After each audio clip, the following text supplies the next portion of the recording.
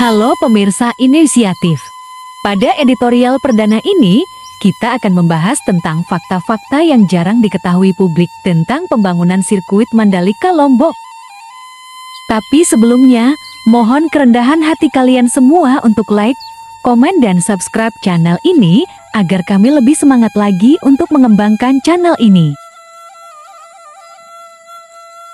Jauh-jauh hari, sudah banyak pihak yang pesimis, bahkan dianggap tahayul, bahwa Indonesia akan punya sirkuit balap motor bertaraf internasional di Pulau Lombok.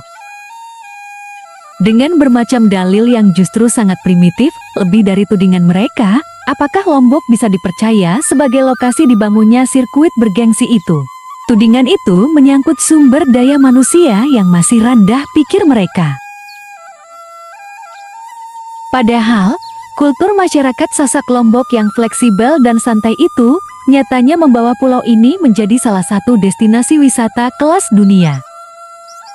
Bukan hanya keindahan alamnya, tapi juga budayanya yang beragam menjadi jualan mahal di mata para pelancong dalam dan luar negeri. Nusa Tenggara Barat yang di awal-awal tahun 90-an dilecehkan dengan idiom nasib tergantung Bali, kini sudah terkikis habis oleh karena tingkat sadar wisata masyarakatnya cukup tinggi. Meski masalah keamanan, kebersihan dan kenyamanan wisatawan masih saja menjadi pekerjaan rumah yang butuh perhatian lebih dari pemerintah, masyarakat, dan para pelaku wisata di Pulau Lombok.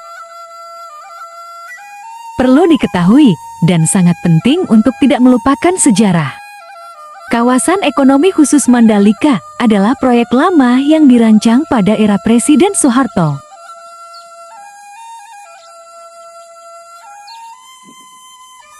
Di tahun 1989, pemerintah menunjuk Badan Usaha Milik Negara LTDC sebagai pelaksana proyek Mandalika ini.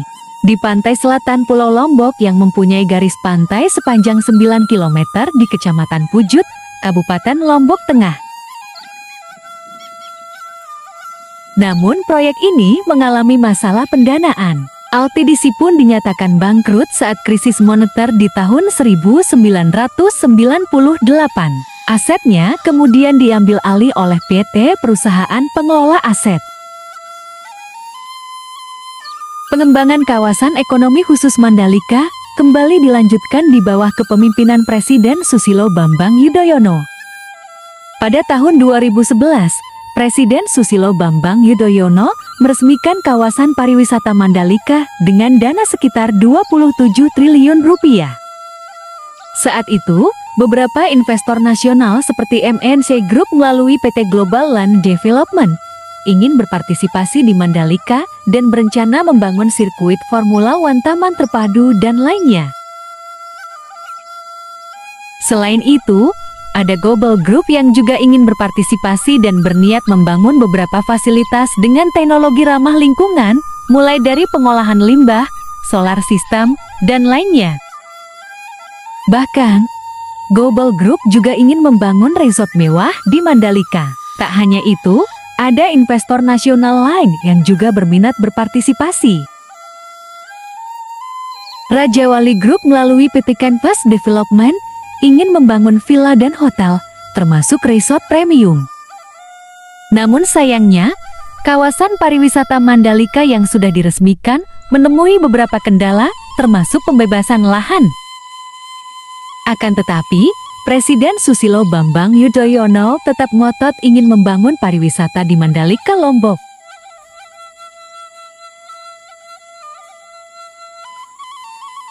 Di tahun 2014, beliau menerbitkan Peraturan Pemerintah Nomor 52 Tahun 2014 tentang Kawasan Ekonomi Khusus Mandalika. Presiden Susilo Bambang Yudhoyono berharap pengembangan pariwisata di Mandalika tetap berjalan. Setahun kemudian, barulah pengembangan pariwisata ini dilanjutkan oleh Presiden Joko Widodo. Pemerintah pun bergerak cepat. Mengenai masalah pembebasan lahan, langsung diantisipasi melalui instruksi Presiden. Pembangunan Mandalika dilanjutkan kembali yang kemudian diresmikan oleh Presiden. Ia meminta pihak pengelola Mandalika untuk membuat aturan kontrak yang jelas dengan investor.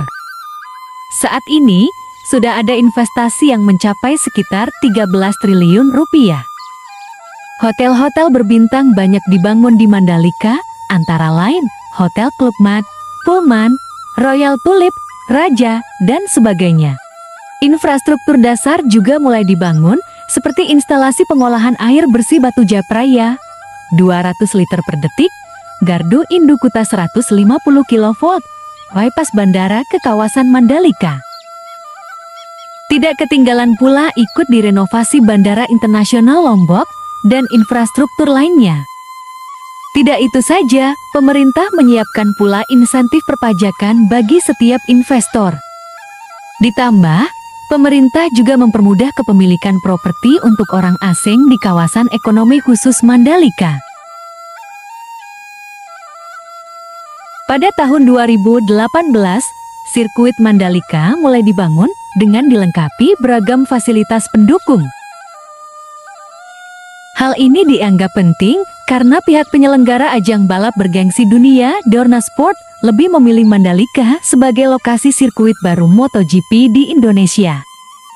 Pembangunan sirkuit tersebut dipercayakan pada ITDC yang bekerja sama dengan Vinci Construction Grants Project. Perusahaan ini adalah anak perusahaan konstruksi global dari Prancis. Biaya pembangunan sirkuit Mandalika diperkirakan sekitar 4,5 triliun rupiah. Sirkuit ini dibangun atas keinginan Indonesia agar bisa menjadi tuan rumah MotoGP. Dan akhirnya pada Jumat 12 November tahun 2021, Presiden Joko Widodo meresmikan Pertamina Mandalika International Street Circuit Kebanggaan Indonesia. Dan sekaligus sukses menggelar ajang balap motor Asian Talent Cup dan World Superbike meski masih perlu penyempurnaan dan pembenahan. Jadi sebenarnya, Mandalika sudah dipinang banyak pihak sejak lama. Diincar untuk dikencani bahkan dinikahi karena kecantikan alamnya, persis seperti legenda Putri Mandalika itu sendiri. Lalu pertanyaannya, harus dengan cara apa kita merawat Mandalika? Jika kita berkaca dari beberapa kasus kemarin, semisal kasus unboxing motor Ducati yang ternyata resmi, kasus masyarakat yang menonton dari pepohonan, ditambah kurangnya petugas marshal pada gelaran Asian Talent Cup, sudah menjadi bahan gorengan pihak-pihak yang masih belum bisa move on dari kenyataan bahwa Mandalika sudah ngegas. Yang masih berharap Mandalika gagal total sebagai tempat sirkuit MotoGP yang karena kedunguannya menganggap sirkuit itu milik orang Lombok atau Nusa Tenggara Barat saja.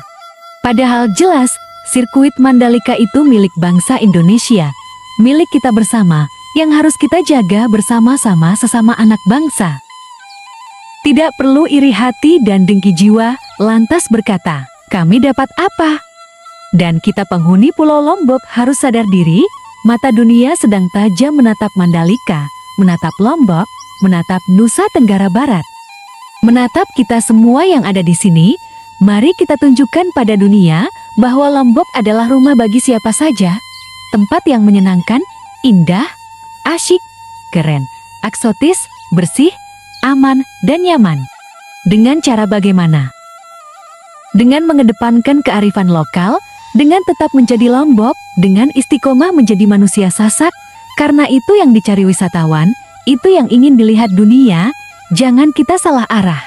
Malah menjadi sok kebarat-baratan, sok internasional. Tentu saja soal pengelolaan sirkuit harus mengikuti standar dunia, namun hakikatnya kita tetap harus menjadi diri kita sendiri. Dan kepada pemerintah dan penyelenggara, biarkan saja masyarakat menikmati gelaran di Mandalika apapun itu dengan caranya yang unik, asal tidak melanggar hukum. Ini kan Indonesia, bukan di Valencia.